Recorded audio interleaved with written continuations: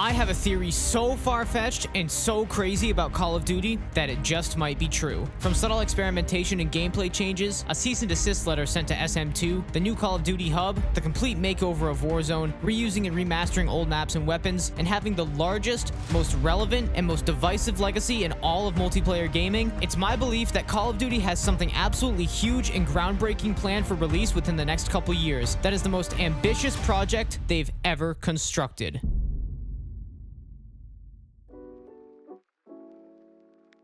What up, it's Prime Pete, and I know what you're thinking. What on earth is Pete on about? This theory better live up to the super dramatic intro. I won't waste your time here. It's my belief that very soon, probably within the next few years, Call of Duty will release a premium, standalone, constantly updating, live service title with all of the most popular weapons and maps they've ever released in one enormous multiplayer game. Kind of like Call of Duty Mobile or COD Online, but for PC and console on a highly advanced engine. I know, that is a bold claim, but just bear with me. After all, it's been confirmed that there will be at least a Modern Warfare 4, and rumored to be a Modern Warfare 5 and 6. But what if COD decides to take a new route as well as releasing standalone titles? Or better yet, what if these new titles are then integrated into this theoretical giant release? What if they're just full-price DLCs that all fit into the pre-existing engine? After all, can they really keep designing brand new engines every time a new Modern Warfare comes out? Well, clearly not, as Modern Warfare 3 did not have a new engine and was not intended to. Let me tell you the 5 major reasons why this actually isn't as far-fetched as it sounds.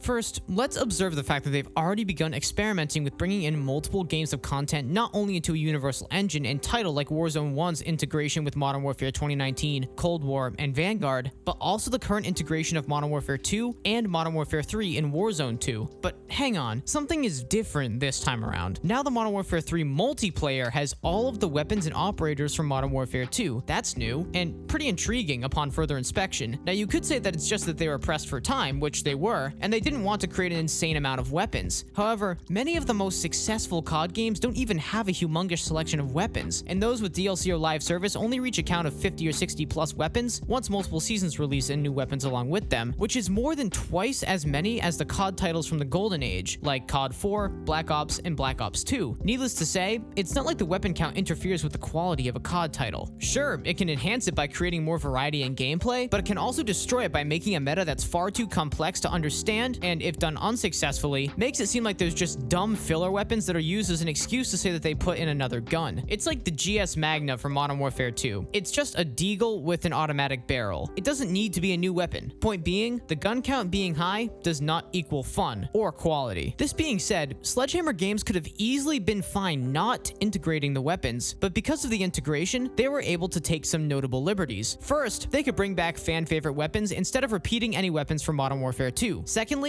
it allows them to focus on a variety of weapons that weren't in Modern Warfare 2. For example, take a look at the snipers from Modern Warfare 3. The longbow, which is ultra weird with a giant magazine, the KV inhibitor, and the Cat AMR, which is a slow, heavy-hitting bolt-action sniper. They could explore other avenues of weapon variety for each category because there were already plenty of snappy bolt-action snipers from Modern Warfare 2, and that wasn't needed in the new game. Same thing with the MCW, or the ACR as it was known before. There are no low-recoil, fast-firing ARs in Modern Warfare 2, or the SVA 545, which is basically just the AN94. There were no hyperburst weapons in Modern Warfare 2. Basically, by integrating pre-existing weapons into Modern Warfare 3, it gives them a huge opportunity to be creative with the new weapons because they're not worried about recreating the AK-47 or M4 or the MP7 or MP5 for the 1000th time. They can focus on unique guns we haven't seen in a couple years. In my opinion, the carry forward mechanic did way more good than harm, as the variety is hugely engaging and, although overwhelming at first, offers a lot of freedom. And you can say that it's lazy, recycled content all you want, but with so many weapons already done for them, it left room to actually make the gameplay functional and saved them a lot of unnecessary work. If Sledgehammer had to make all of their weapons from scratch, the game would have been in a much worse state on launch. But past this explanation, why is the carry forward mechanic so important to this theory? Well, for one, we've never seen weapons transfer over between multiplayer titles. It's only ever been an integration into Warzone, which has always been an amalgamation of multiple COD titles, not just one. Further, Further, it's combined COD titles that also run on different engines, hence Cold War. But this time around, we have two multiplayer titles that run on the same engine, with content carrying over hugely from the prequel into the sequel. Even the maps from Modern Warfare 2 have come back to Modern Warfare 3 as of the week following the game's release. And not only that, but Modern Warfare 3 is obviously composed entirely of the original Modern Warfare 2 2009 maps. And you could say that that was because they were pressed for time. Or maybe, just maybe, there's something else going on. They've successfully modernized 16 original, mostly beloved maps, which puts an entire game, Modern Warfare 2 2009, under their belt if they decide to make a standalone live service title with all of their past content. Not only that, they've also successfully integrated 60 plus weapons from Modern Warfare 2 into Modern Warfare 3, which means that it's the first ever multiplayer COD title with over 100 weapons on launch. This seems like a pretty good start to covering every gun that they've ever made in COD history. Also, in integrating maps and guns from Modern Warfare 2 2022 into Modern Warfare 3, they've successfully tested the prospect and idea of culminating a ridiculous amount of content into one game. Pretty successfully in execution, I might add, even if the player count isn't great. But that's not due to content, that's due to other reasons we won't get into. But the testing of the waters when it comes to bringing in heaps of content into one large title definitely happens successfully, and that could benefit a much larger endeavor in the long run.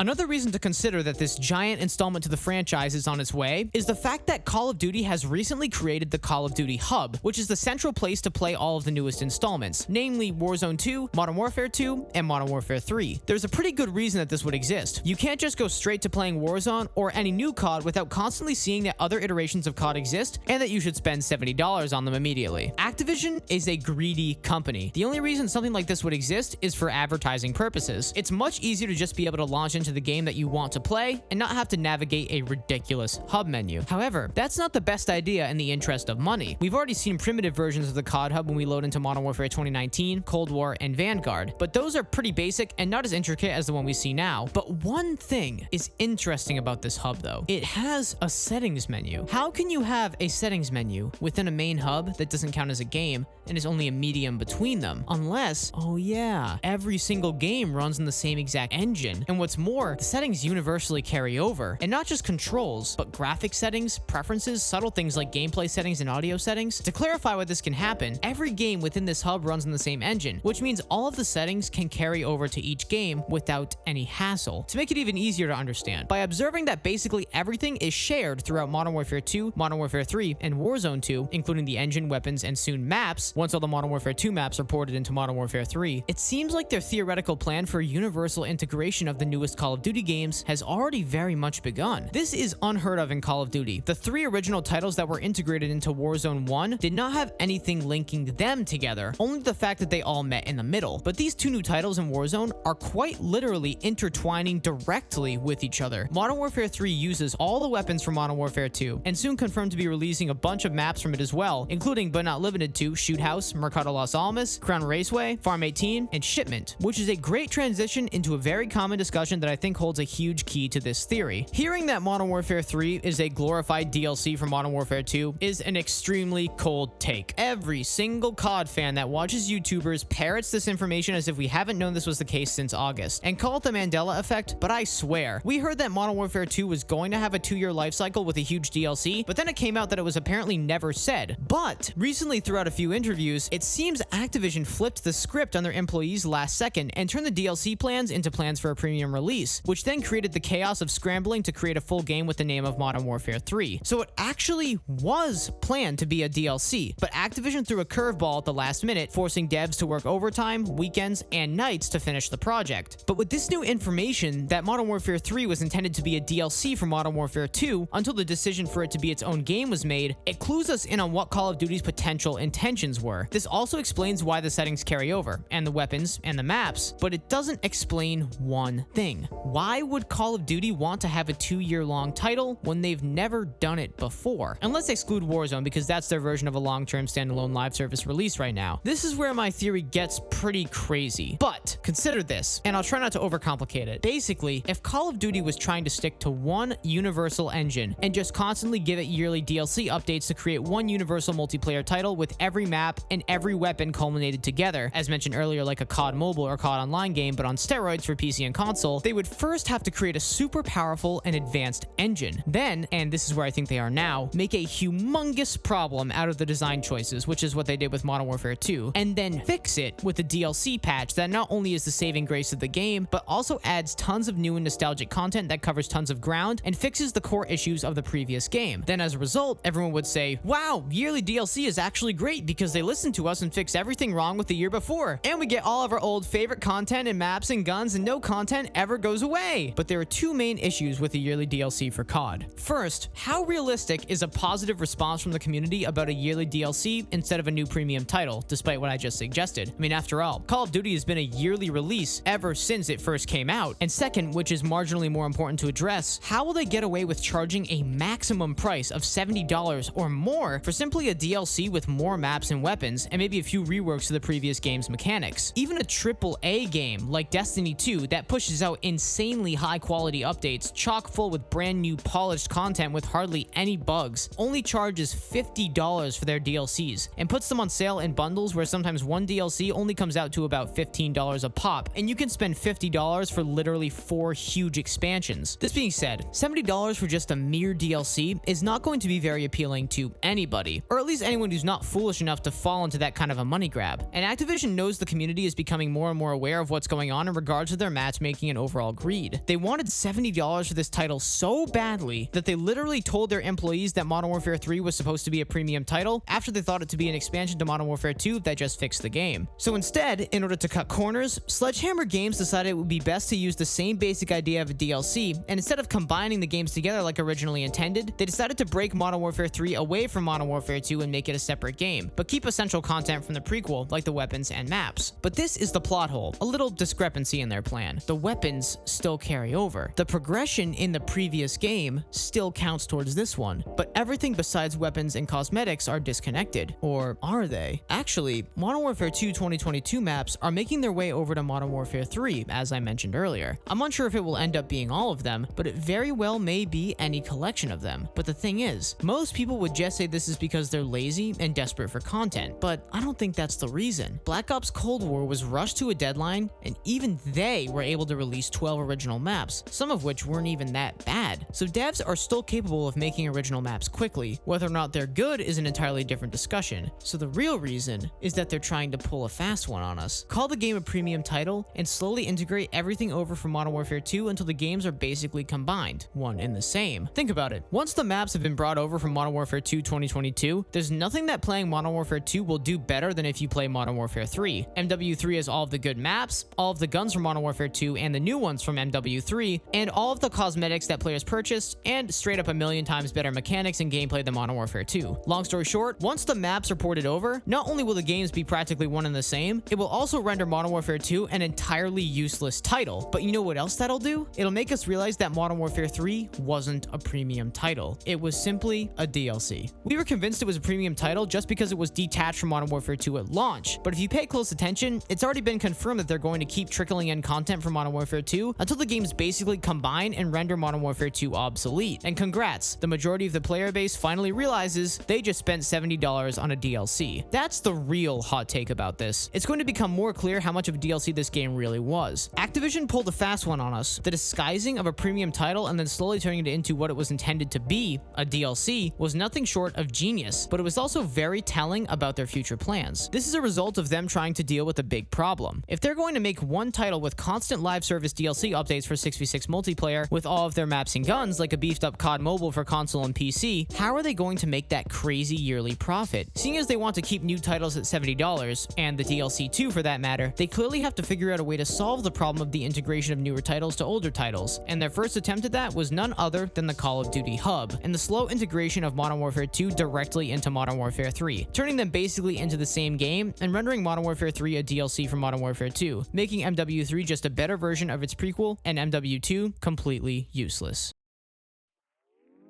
The next point I'm about to make is likely the most convincing detail that I've realized. It has to do with the leaks that essentially confirm that all of the seasons in Modern Warfare 3 are going to be themed like past COD titles. There have been leaked files, for example, that suggest that Season 4 of Modern Warfare 3 is going to be themed like Advanced Warfare. Leaks also lead us to believe that the weapons returning from Advanced Warfare will be the BAL-27 assault rifle, the Morris sniper rifle, and the EM1 laser cannon, and certain maps will most likely return as well, maps like Solar, Retreat, Prison, Biolab, and Recovery. Whatever the most popular maps from that game I presume to be. What I'm getting at here is that all of the seasons are going to drop weapons and maps from legacy titles that we haven't played or seen in a very long time. Rumor has it that there's going to be a Black Ops theme season as well, but I can't confirm anything else besides the Advanced Warfare season, as that's been in circulation for a while now. For a rough example, Modern Warfare 2 launched with 51 weapons and added 25 new ones by the end of its lifespan. This means that Modern Warfare 2 ended with 76 weapons. So we take those 76 and bring them over to Modern Warfare 3. That means MW3 has 114 weapons on launch. That is an absolutely absurd number of weapons to play with. Not only that, once the maps are integrated for Modern Warfare 2, the number of maps and guns in Modern Warfare 3 will be the highest in the history of any Call of Duty. If Modern Warfare 3 adds 4 legacy weapons and maps every season, we will gain around 24 weapons and 24 maps from more OG COD titles by the quote-unquote end of Modern Warfare 3's lifespan. So not only will Modern Warfare 3 have at least 138 weapons, which is more than COD Mobile, it will also have at least 36 maps, but probably a lot more. It's also rumored that new perks are coming along with the new seasons as well. Assuming we get one new perk a season, which will probably be more, we will also be staring at 35 perks at the very minimum. And not to mention that round-based zombies are also reportedly coming to Modern Warfare 3 before the release of the 2024 Black Ops title. So let's just lay out the numbers here. Modern Warfare 3, by the end of its final season, will have at least 138 weapons, at least 36 maps. We'll have Modern Warfare Z and likely a bunch of round-based zombies maps, maybe even a few OG ones, and over 35 perks, or gear nowadays, assuming we get at least one new perk per season. This is the most customization of your class setup we've ever seen by a landslide, and not just for weapons, but for also fine-tuning your class's strong suits and gameplay style with a hugely diverse amount of perks. This is also the most variety in maps and gameplay we've ever seen in the history of the franchise. And this isn't a theory. These numbers are true, proven. 4 new weapons a season on average will land us with over 138 guns. Take a look at all of this content. It's absolutely unfathomable how much content Modern Warfare 3 will have at the end of its life cycle. And because of this, I can confidently make my strongest point. There is no way that this game dies after its year-long lifespan ends in 2024. I mean, think about it. This game is much larger than both Call of Duty Online and Call of Duty Mobile, which are both the only COD titles that were amalgamation of all sorts of COD content that was released over the years that was constantly updating. What's more, not only will Modern Warfare 3 have more content than those content-filled games, it will also have basically every single weapon that was ever released in Call of Duty ever. And if the 114 weapons on launch didn't cover most of them, you can bet that the OG weapons returning for each of the 6 seasons will absolutely do that. But I bet there will be far more seasons than just 6 for Modern Warfare 3. And I'm also willing to bet that Modern Warfare 4, Modern Warfare 5, and Modern Warfare 6 will also be glorified DLCs for the Modern Warfare 3 engine, and keep the same integration and engine that Modern Warfare 3 kept with Modern Warfare 2. I repeat my main point again. There is no possible way that Call of Duty tosses away their most content-filled, nostalgia-packed, diverse title of all time to pursue the development of another standalone title. They will always have some kind of way to bring players back to this Call of Duty hub. The Modern Warfare engine, the amalgamation of COD's 20 years of glorious, and sometimes not so glorious, but definitely long and nostalgia-packed history. The gameplay and the engine are both state-of-the-art and polished enough to not only support a huge game on its shoulders, but is also clearly able to be hugely updated without changing the engine and having to port everything over. And the proof is in the pudding. Although Modern Warfare 3 and Modern Warfare 2 play entirely differently, and the gunplay, movement, and gameplay is super different between the two, they run on the exact same engine. Modern Warfare 3 not only tested what they could do by glorifying an expansion and slowly combining it with the previous game, it also tested how much they could affect the game while keeping it on the same engine. And judging by the responses saying the game is so much better than Modern Warfare 2, I'd say it's working pretty well. Tossing Modern Warfare 3 out the window to pursue another title is essentially just throwing away their biggest content fountain and biggest moneymaker. I personally would love to see one singular COD title that just grows in magnitude over each season. While it's nice to have one-off titles because it can create a very manageable meta and have its own learning curve, having all of the content in one place can be super beneficial to a company like Microsoft, which is tasked with redeeming Call of Duty from its downfall over the last 4 years of its life. It also just seems like this is becoming more and more the case, given the enigma that Modern Warfare 3 has turned out to be. It's like the Schrodinger's cat of COD. Is it a DLC or is it not? Well, it's basically both, or one disguised as the other. You decide. But because of the sheer magnitude of Modern Warfare 3 and the collection of OG maps and guns we're gonna get over all 6 seasons, and bringing back all of COD's best history into one collective title, there's no way that it goes out the window. And let me just add the icing on the cake. The detail where if you didn't believe me, you will now. Activision sent a cease and desist letter to SM2, which, in case you forgot, is exactly what I just described. It's a fan project that is the largest amalgam of Call of Duty's legacy, with over 40 maps, 24 perks, and over 100 weapons, each with their own camo grind. I believe that they didn't shut down SM2 because they were using their assets, or that they were even stealing away players. They shut it down because they are going to use that exact same idea very, very soon, and they can't have any competitors. It's no coincidence. You could still hop on an emulation of Black Ops 2 on Plutonium, but why did SM2 go down over Plutonium's emulation of the most popular COD title ever created? And SM2 wasn't even out. It wasn't stealing any players away. Well, it's because SM2 is the very same idea that they had, and they could not let it release first. The hype surrounding SM2 was extremely large, and seeing how that was, it's potentially the greatest moneymaker COD has ever had. And instead of being free, they can charge $70 every year for the players to continue playing. I would drop my mic, but I don't want to buy another one. That's enough proof for me that the Call of Duty Hub will end up combining all of the future COD releases into one single title on one single engine, with full price DLCs to introduce new content to it every year without sacrificing any of the old content. That way, being bombarded about the lack of content can be easily dissolved because of the sheer amount of things to do in this one universal COD title. It's just like Fortnite. Although the game gets seasonal updates and improves in performance and entertainment value, it's still running in the same engine it was running on in 2017. If Fortnite can do it, it's no doubt that Call of Duty can as well. And more than anything, I think the shutdown of SM2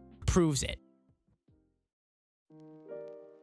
I mentioned in the beginning of this video that there are certainly new testing methodologies taking place in Modern Warfare 3 that are similar to that of Fortnite. While a smaller point, it leads to some interesting developments. There's a newly added experimental playlist in Modern Warfare 3 that increases the red highlights surrounding enemy operators. No one can look at this and think it's not that big of a deal, and that this is just a way for them to test a potentially significant change for the game. But in that statement alone, we realize that, that's only happened before once in Vanguard when they were testing a new spawn system. So basically, the last Sledgehammer release is the last time they were accepting live feedback from a new playtest, testing a new feature. This is something Sledgehammer does well, but something is just different this time around. And I think namely this huge difference is the fact that Modern Warfare 2 would have greatly benefited from multiple live experimental playlists that may have tinkered with things like the movement, the insane recoil, among other things about the game that were universally disliked. However, this never happened, and they stuck to their guns about everything they had introduced from day one. If this were happening on its own and everything else I brought up before didn't happen, maybe I wouldn't bat an eye. But there's two reasons why I think that this can give us a big hint about things to come. First, Vanguard's experimental playlist was released on March 25th, 2022, which was 4 months after the release of the game. The experimental playlist in Modern Warfare 3 released on November 16th, 2023, 6 days after the release of the game. It seems like despite adjusting the visibility twice, once in the beta and once for the full release, they're pretty desperate to be getting this issue out of the way, which is interesting considering that some perks still aren't working and some huge bugs didn't get patched, but they're still testing a new feature in a featured playlist. Second, this is a pretty big deal, the player outlines and the visibility, and it's never really been tinkered with before in a modern COD title, but this feature makes it feel much more like an arcade shooter than it has in the past couple years. And the fact that player outlines go against realism and create more of an arcadey feel to the game is pretty indisputable. I compare this playlist to a playlist that Fortnite had back in February of 2018 called Shooting Test. Essentially, Fortnite was applying huge changes to the way their weaponry functioned within their game and allowed players to test it and give feedback within this limited time playtest. The reason I think companies feel the need to do this is because if the game is intended to last for a while, like Fortnite for example, which just gets live service and no sequels, it needs to have the most universally liked and tested mechanics in order to ensure the game feels good and retains players. Call of Duty has only done this one other time, and it's just been with the spawns. But now we're talking about a huge visual change in Modern Warfare 3, one that without question will change how you literally see the game and how you see your opponents. That is no minor change. Along with this, don't forget that we'll likely have over 160 138 weapons and likely over 36 maps, the majority of which will be classic beloved maps from other games. Testing new features early into Modern Warfare 3's lifespan, literally not even a week after release, is almost directly suggestive of the fact that they need to polish larger aspects of the game early to focus on the long-term development of features that will be integrated into a super polished system. If the engine, gameplay, mechanics, and visuals are fine-tuned to a T and universally liked by the player base, then porting an overpriced expansion over to their most popular engine will be that much easier of a task. But this sounds like a bit of an obsession, especially to implement an experimental playlist this early into the game's release. Making sure the gameplay and mechanics are agreed upon by the player base is something that Sledgehammer is good at doing, and something Infinity Ward is terrible at. But what if Modern Warfare 2, despite the hate that it got, never actively tried to fix hated game mechanics because the devs knew the game wasn't going to have any longevity once Modern Warfare 3 released and gave everything a massive makeover? After all, Modern Warfare 3 was in development the entire lifespan of Modern Warfare 2, and they needed to sell the solution to the bad mechanics in Modern Warfare 2, not fix them right away. That doesn't seem too far-fetched. Instead of fixing the problem in an update, sell the solution in the sequel. But they've relentlessly gone after the visibility and movement right away, not even a week after the game's release. Testing certain mechanics and seeing if the player base likes them, especially this early into the game's lifespan, seems like a pretty decent sign that once this year is over, this isn't the last we'll be seeing of Modern Warfare 3's engine, or the Modern Warfare series in general.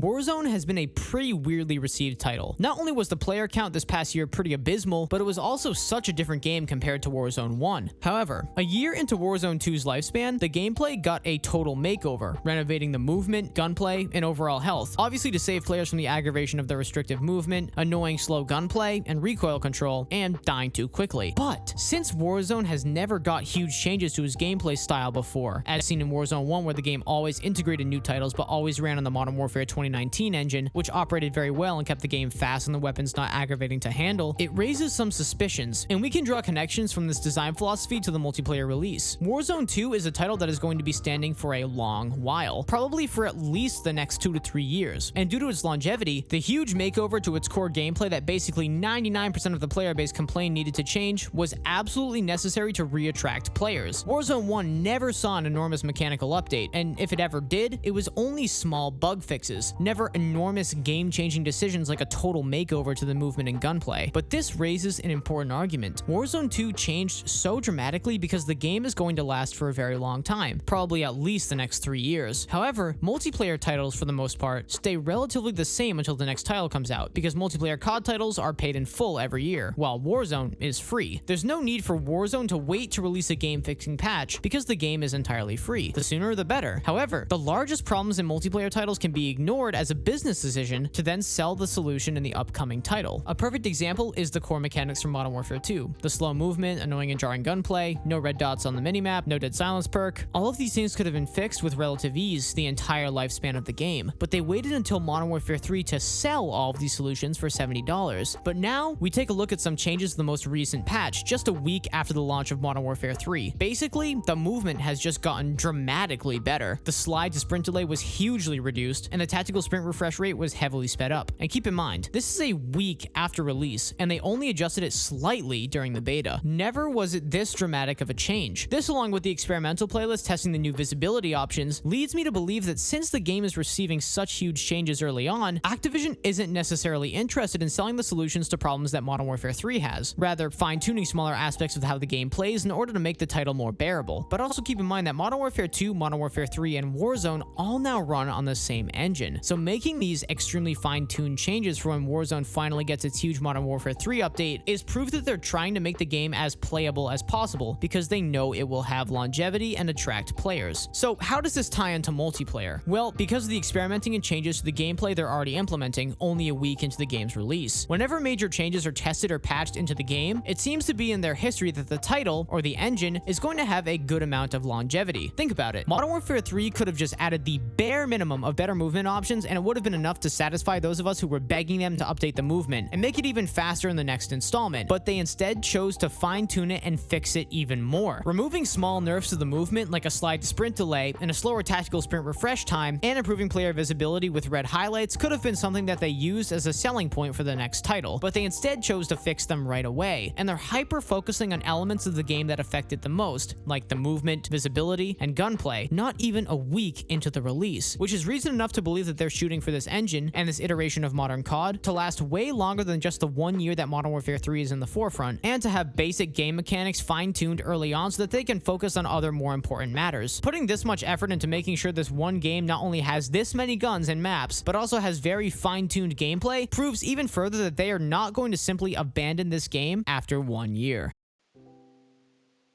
There are a couple of smaller points that can indicate and fit into their future plans that I'm theorizing that I can't fill an entire section with. For starters, Infinity Ward said no to a pick 10 system for Modern Warfare 3, according to some interviews that I've referenced earlier. Apparently, Sledgehammer wanted to switch to a pick 10 style of building the player's class, but the idea was shot down pretty early into development. This is pretty speculatory, but it seems as if they're trying to stick with the Modern Warfare 2 engine and feel as much as possible. And if that's the case, they couldn't allow for a pick 10 system because the gunsmith would obviously rule the weapon customization, and the system would stay relevant for the entire lifespan of the game. The gunsmith is also the most diverse weapon customization we've ever had, and if we're going to have a consistent title with just DLC updates instead of standalones, we're going to be looking at the gunsmith for the foreseeable future, because it provides the most variety in gameplay, and with how the attachments work, the weapons will be able to build upon each other as they're released, with new attachments being universal once they're unlocked. This kind of a system hugely benefits the Modern Warfare 2 engine staying relevant for the next couple years, but also their willingness to change other major parts of the game like the movement and the gunplay just goes to show that they want to make positive gameplay adjustments to preserve player longevity, but make sure not to change the overarching systems put in place like the gunsmith because of their intention of future integrations of new COD titles into this engine. Another key factor are the 16 remastered Modern Warfare 2 2009 maps being integrated into this year's Modern Warfare 2 engine. There's a couple reasons why I believe that this wasn't just out of pressure for time, rather it was to kickstart their integration process of all of the most popular past content. Not only was this a huge selling point of the game, but it also allowed the team to kill two birds with one stone. Launch the game with 16 complete maps, but simultaneously check off one of the most beloved titles maps in the process, which means that in bringing back other OG maps, they wouldn't have to worry about tackling anything from this game, which takes a heap of the remastering process off their shoulders. We've never seen a title remaster this many maps on launch. However, the fact that the only title they originally intended to be a giant DLC pack is the only Call of Duty experience that has done this, it assists my theory greatly, in that they're trying to not only culminate the entire series together on a modern engine, but also checking off the boxes for each legacy title, and it just so happens that they started with the original Modern Warfare 2, which is an easy choice because it's one of the most beloved COD titles in the franchise's history, and if it works once, they have a darn good excuse for doing it again. The last bit of small evidence will solidify everything altogether. Did you notice that within Battle.net, the ability to launch each game changed from having an individual tab for each game into one that says Call of Duty, and then brings you to the COD hub? I took note of this change very early on. Why did they do this? I mean, besides the obvious thing of potentially advertising other titles when players are navigating to play the game that they want, what could be the reasoning behind this? Well, as I've constructed this theory, it's become more and more clear why Call of Duty has been put under this umbrella, and why it's vastly different from integrations into Warzone 1 and Warzone 2. Let's first consider the concept of the Call of Duty hub. What is it accomplishing besides advertising? Well, more or less, it's offering the convenience to the player to select what COD experience they want to play in one central location. Along with this, the player can also change their game settings, which we already talked about universally applying to all of the games, and they can customize their emblems, calling cards, and things of that nature. Just this right here seems indicative of Call of Duty evolving into simply one huge title with a ton of expansions. But consider this, is it realistic to assume that this COD hub will go away once we see the next, say, 3 COD games? Well, in my observation, absolutely not. This new system is the ultimate way for Call of Duty to integrate all of their titles together, even if they are separate. No longer do players have to launch each individual COD game from a unique play button. Everything is now under the same umbrella. And you may say that it's for the sake of convenience, but keep in mind that the Call of Duty hub became a thing way before the release of Modern Warfare 3, which again is more or less an expansion at the end of the day, and it only offered the choice between Warzone and Modern Warfare 2, and some legacy titles if the player owned them. But once Modern Warfare 3 was released, the hub quickly became the middle ground between Modern Warfare 2 and Modern Warfare 3, syncing all game settings, weapons, and cosmetics together. Entertaining the idea of the COD hub ever going away is a pretty futile effort, because it's the central hub. It's the way to access all COD titles. It's not going away. And here's where I'm about to drop the mic again. What's going to happen when Modern Warfare 4 comes out? How is the hub going to work then? Well, it's quite simple. The hub isn't only going to be integrated with Modern Warfare 2 and Modern Warfare 3. If the settings and player cosmetics like calling cards and emblems are going to be universal, the hub has to be integrated with all of them. Otherwise, it defeats the purpose of the hub having a shared settings and player customization tab, which means Modern Warfare 2, Modern Warfare 3, and Modern Warfare 4 are all going to be running on the same engine, which then lets us conclude that Modern Warfare 4 store is going to be another expansion to Modern Warfare 3, and it's going to bring new content to the table, but not be a totally standalone title, because COD can't afford to throw away all of the content we're going to see by the end of Modern Warfare 3's lifespan, which then solidifies the idea that the Call of Duty hub is the secret key to realize that the whole franchise will be one giant game, with expansions every year, adding to the huge content pool they've accumulated, and it will be known simply as Call of Duty.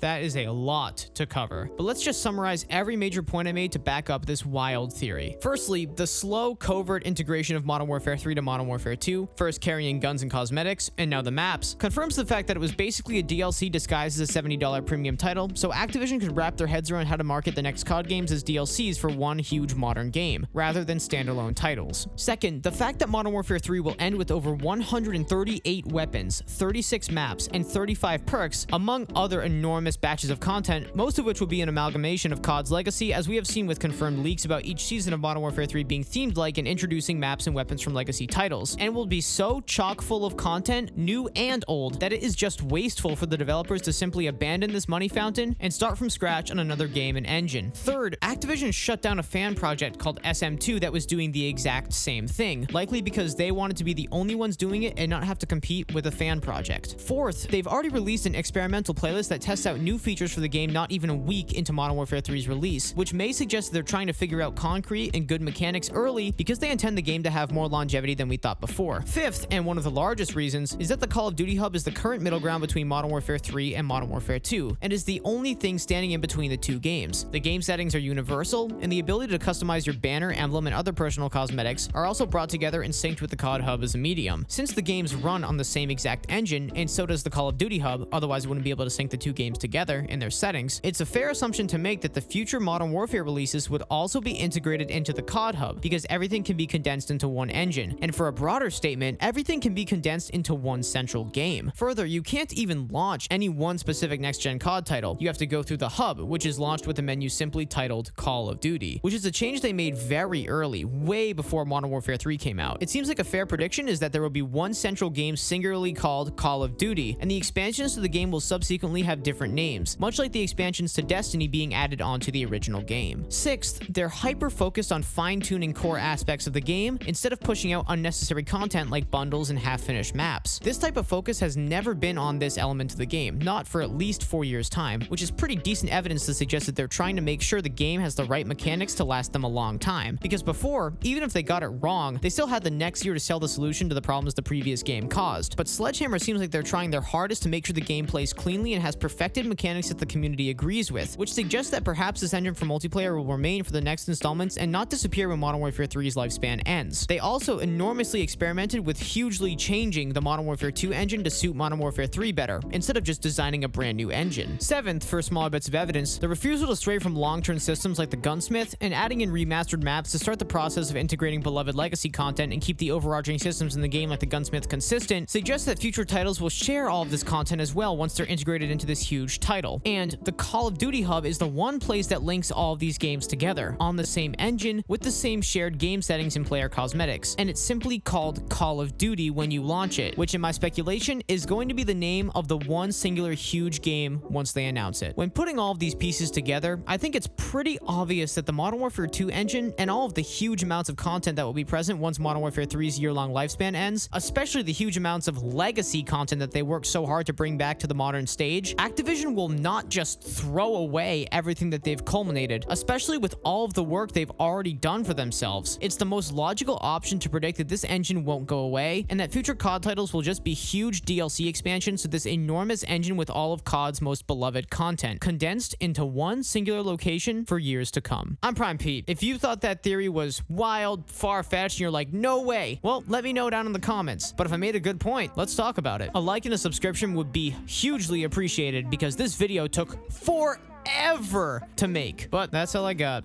Take it easy.